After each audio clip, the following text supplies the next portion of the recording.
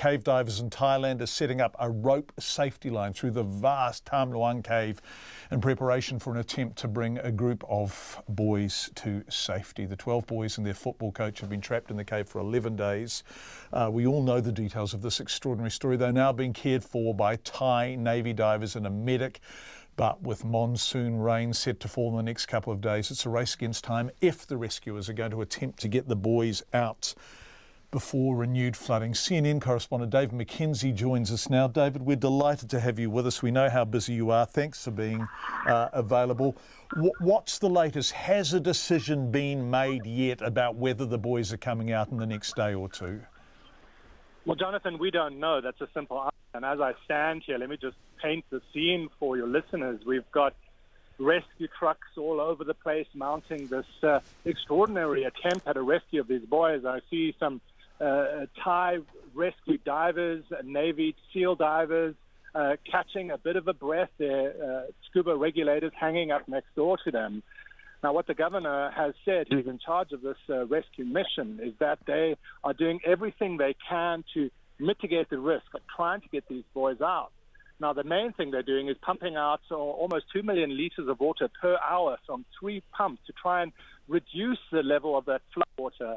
So perhaps that some of the way out, if they choose to go out the entrance, will be through wading, not through actually diving through this zero visibility muck. And now the other thing, Jonathan, they're looking at is 20 to 30 teams are trekking around the cave system on the surface to see if there are any chimneys or air accesses where they could possibly drill down. Now, they're saying they won't comment whether any of the young boys will be out today or even if the rescue is going to be attempted. They said they want zero risk. I have to say, given the technical nature of this rescue, making it zero risk would be extremely challenging at this point, Jonathan. Yeah, this is fascinating, isn't it? Because there was such jubilation, such excitement when the boys were found. And the what next seemed relatively simple, just get them out. Now is pressure starting to mount? Is there a sense of trepidation? How are the families as they wait and wait? It must be agonizing for the families. One of the main things they're trying to do is something as would seem simple as getting a telephone line, Jonathan, through these cave systems to the boys so that they can speak to their parents. Their first attempt at that failed. The phone somehow got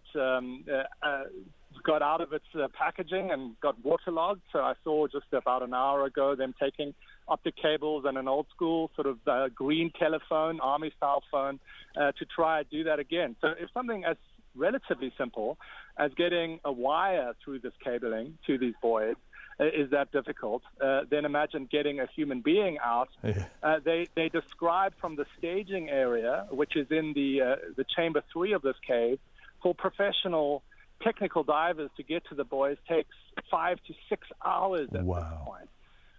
So it's going to be extremely challenging. For that length of time, obviously, you'd have to have scuba tanks laid along the route. The first person going down should be able to see quite clearly, but anyone after them will kick up the muck and it will be zero visibility. So, you know, the prospect of these boys getting out easily, I think, is zero. Of them getting out at all is the big question now. They are quietly confident they'll find a solution, but with major rains scheduled for in a day or two, and the monsoon season not really starting in earnest just yet, but could start very soon, it is a race against time, potentially. Jonathan?